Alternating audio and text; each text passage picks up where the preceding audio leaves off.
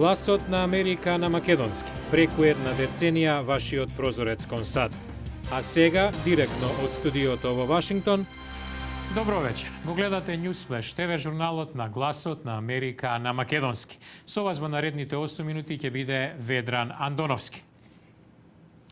На дојдената Мисисипи, тежок блуз за американскиот југ. Повици за оставка на првиот човек на Меѓународниот монетарен фонд кој е во притвор. NBA плейоф, Далас подобар од Оклахома. Емисијата ја започнуваме со најновите вести. Американската крајбрежна гарда ја ограничи пловидбата долж на дојдениот дел на Мисисипи, чие ниво е најголемо во последниве неколку децении. Потегот е со цел да спречи евентуално оштетување на насипите од бродовите, а со тоа и неконтролирано излевање. Околу 4000 жители на Луизијана и 4800 на Мисисипи се раселени поради поплавите. Властите наведуваат дека поплавите накрај може да погодат и до 25.000 лица. Американскиот секретар за финансии Тимоти Гајтнер го повика Меѓународниот монетарен фонд формално да назначи привремен директор, додека актуелниот Доминик Строс-Кан е во притвор под обвинение за обид за силување. Гајтнер е еден од неколкуте финансиски лица од меѓународната заедница кои проговорија за случајот, истакнувајќи ја важноста на зачувување на угледот на фондот. Строс-Кан, кој е во притвор во САД и под надзор да не изврши самоубиство, се изјасни како невин. Вонредните промени на Блискиот Исток истакнаа досега најголема потреба израелците и палестинците да продолжат со мировните преговори. Вака изјави американскиот претседател Барак Обама по синоќешната средба со јорданскиот крал Абдула во Белата куќа. Тој рече дека САД и Јордан ќе продолжат да работат заедно на решение за израелско-палестинскиот судир, што кралот Абдула го карактеризира како главно прашање на Блискиот Исток. Не така добри времиња за најголемите производители на персонални компјутери. Hewlett Packard и Dell тврдат дека намалената продажба влијае на севкупниот приход. Во првите 3 месеци од годинава продажбата опаднала од 1 до 3%.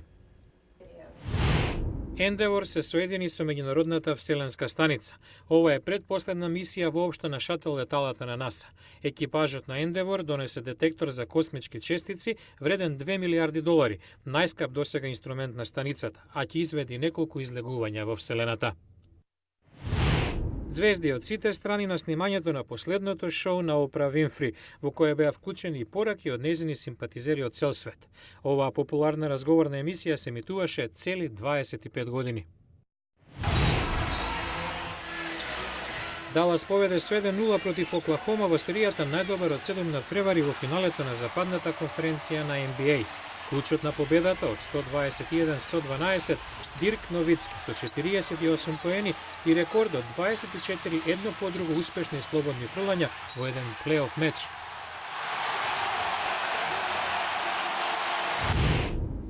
Американската армија во Луизијана намерно отвори одвод за излевање на надојдените води на Мисисипи за да спречи поплави појужно на главниот град Батон Руж и на Њу Орлеанс, кој веќе виде доста мака со ураганот Катрина. Но нивното спасување има своја цена. Стручњаците велат дека ова одлевање на браната Морганза ќе поплави фарми и бизниси во областа во која до саботата живееа 25.000 луѓе, но дека затоа ќе го намали нивото на Мисисипи и со тоа ќе ги спаси поголемите градови Батон Руж и Њу Орлеанс.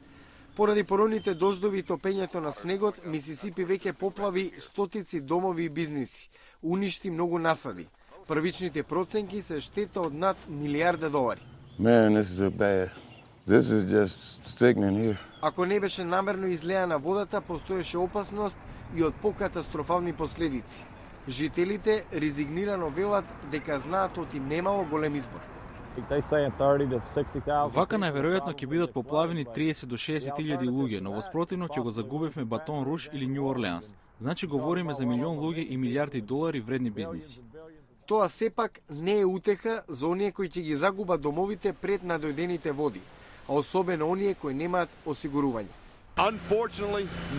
За жал, немам осигурување на домот во случај на поплава. Вообичаено поседувам, но ништо не се случи лани и го откажав осигурувањето, затоа што едва вразуваме крај со крај. Штетата од невремињата во САД годинава веќе достигна $5 милиарди, а како тргнало, за жал, може и да го надмине рекордот од 2008 од $9 милиарди. Десетици илјади луѓе од Калифорнија изминатиот викенд го минаа во расчистување, поправање и бојадисување. Тридневниот волонтерски настан наречен Голема недела се одржува од 1999-та, секоја година. Многумина велат дека годинава имало дури и поголема потреба од волонтери поради економската рецесија. Работата е тешка, но задоволството е неизмерно, велат волонтерите. Организирани преку цркви, семејства и поединци од Лос Анџелес, тие пристигнаа в Мугри за да учествуваат во проектот Голема недела, најголем регионален настан за доброто на локалните заедници во САД. Годинава целта беше да се трансформира основното училиште Логан за еден ден. Воскитен и возбуден сум за нашата заедница, особено бидејќи минуваме низ мощне тежок економски период, а немаме доволно работна сила. Директорот на училиштето, Луис Очоа, вели дека поради економската ситуација изминативе неколку години биле отпуштени повеќе наставници. Ситуацијата ја спасија волонтерите. Може би се нарекува Голема недела, но прерасна во тридневен настан. Дейвид Левинсон го започнал проектот пред 12 години со само 300 лица. Има волонтери кои се бездомници, но и филмски звезди. Сите се третираат и вредат подеднакво. Ширум Калифорнија денес во рамки на проектот волонтираат преку 50.000 лица помагајќи во заедниците каде е најпотребно. Ова е Венис, мало градче исто така во Калифорнија, каде постои бесплатна клиника за сиромашни. Со оглед на лошата економска ситуација, од клиниката велат дека без волонтерите од Голема недела, тие не ќе можеле да опстанат. А утре во Newsflash. Тој не можеше, но затоа дојдоа неговите дела. Изложба во Њу Јорк на притворен уметник во Кина. Гледајте во утрешната емисија. Утре во Newsflash, уметникот за дрешетки, делата во Њу Јорк, политиката настрана, скулптурите на кинезот Хај Веј Веј привлекуваат посетители. Гледате утре во Newsflash. Ова беше Newsflash на гласот на Америка на македонски. Вечерва со вас беше Ведран Андоновски. За повеќе содржини појдете на нашата интернет страница glasnaamerika.com, а побарајте не и на Facebook. Пријатна вечер. Се гледаме утре.